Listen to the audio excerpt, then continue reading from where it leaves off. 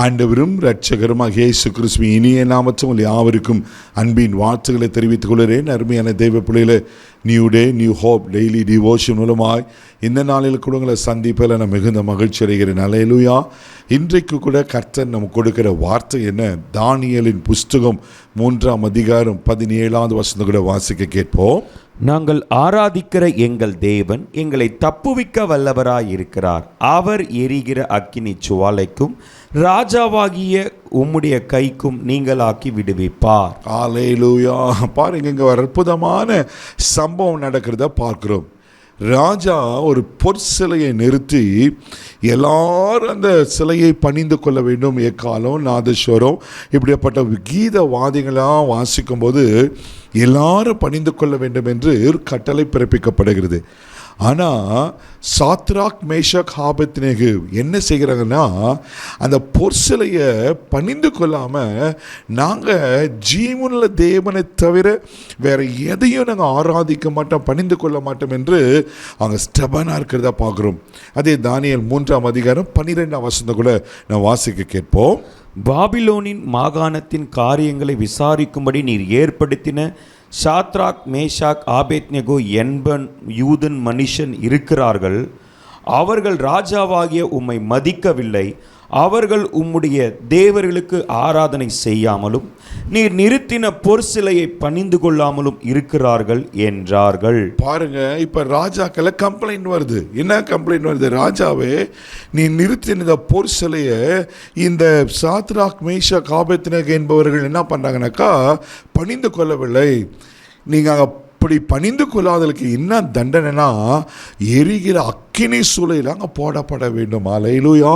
இது Shadrach, Meshach அறிந்தும் அவர் ஜீவனுள்ள தேவனை ஆராதிக்கும்படிக்கு அங்கே வைராக்கியமாக இருக்கிறாங்க. தேவ பிள்ளைகள் நடந்தது என்ன தெரியுமா?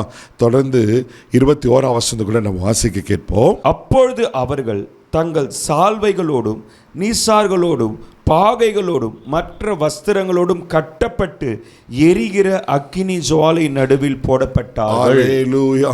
பாருங்க, இப்ப ராஜாக்கு பயங்கர உக்கிர கோபம், 7 மடங்கு அக்கினி அதிகரிக்கிறாரு. அதை கொண்டு போயிட்டு பலசாலிகளை கொண்டு ஆமேன் அவளை கட்டப்பட்டலாய் அக்கினியில போடுறாங்க. நடந்தது என்ன தெரியுமா? தெய்வ பிள்ளையில 25ஆவது வசனத்தை கூட நம்ம வாசிக்க கேட்போம். அதற்கு அவன், இதோ 4 பேர் விடுதலையாய் அக்கினியின் நடுவிலே உலாவுகிறதை காண்கிறேன். அவர்களுக்கு ஒரு சேதமும் இல்லை. 4ஆம் ஆளின் சாயல் தேவ புத்திரனுக்கு ஒப்பாயிருக்கிறது என்றார். அல்லேலூயா, அல்லேலூயா. தூக்கி போடப்பட்டது 3 பேர்.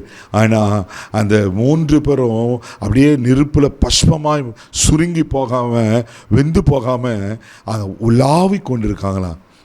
3 பேர் மாத்திரமில்லை, 4வது ஒரு நபர் அது தேவனுடைய சாயலுக்கு ஒப்பாய். தேவ பிள்ளையில இங்கே சாத்ராக், மேஷாக், ஆபேத்நேகோ சொன்னாங்க, நாங்கள் ஆராதிக்கிற தேவன் எங்களை தப்புவிக்க வல்லவராயிருக்கிறார்.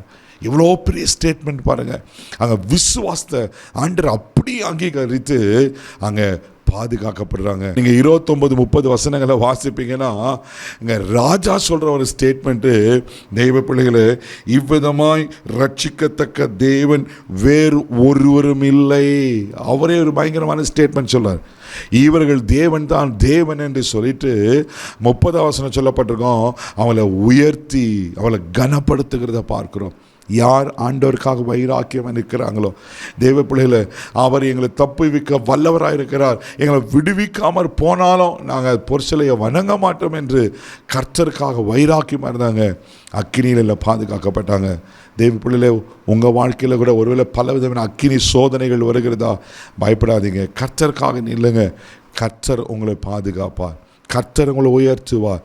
கர்த்தர் நிச்சயமாக உங்களை கனப்படுத்தி வேறு பிரித்து காப்பார். எந்த சத்துரும் உங்களை தொட முடியாது, எந்த மனுஷனும் உங்களை தொட முடியாது. ஆனால் கர்த்தரை மாத்திரம் வைராக்கியமாக பற்றி கொள்ளுங்க. கண்களை மூடி நம்ம செபிக்கலாம். தகப்பனே, உமக்கு நன்றி சொல்லி நம்ம துதிக்கிறோம், ஸ்தோத்திரப்பா. ஆண்டவரே, உமக்கு நன்றி. ஆண்டவரே, ஆமென். நன்றி. எங்கள் தேவன், நாங்கள் ஆராதிக்கிற தேவன் எங்களை விடுவிக்க வல்லமையுள்ளவராக இருக்கிறார் என்று அன்றைக்கு சாத்ராக், மேஷாக், ஆபேத்நேகோ சொன்னது போல ஆண்டவரே, உமக்கு நன்றி. நீர் எங்களை விடுவிக்கிற கர்த்தர், எங்களை பாதுகாக்கிற கர்த்தர் அப்பா. ஒருவேளை யார் எப்படிப்பட்ட இக்கத்தில் நெருக்கத்தில் கஷ்டப்படுறாங்களோ இன்றைக்கு இயேசுவை நாமத்தில் விடுவிக்கும்படி ஆட்சேபிக்கிறோம். இல்லை பாதுகாத்து ஆசீர்வதி கிருபைக்கு ஒப்பு கொடுக்கிறோம். இந்த நாள் முழுதும் கரம் எடுத்து நடத்தும். மகிமை உமக்கு செலுத்துகிறேன் இயேசுவின் மூலம் ஜெபங்களும் பிதாவே, ஆமென். அவர் உங்களை விடுவிப்பார். தைரியமாக போங்க. God bless you.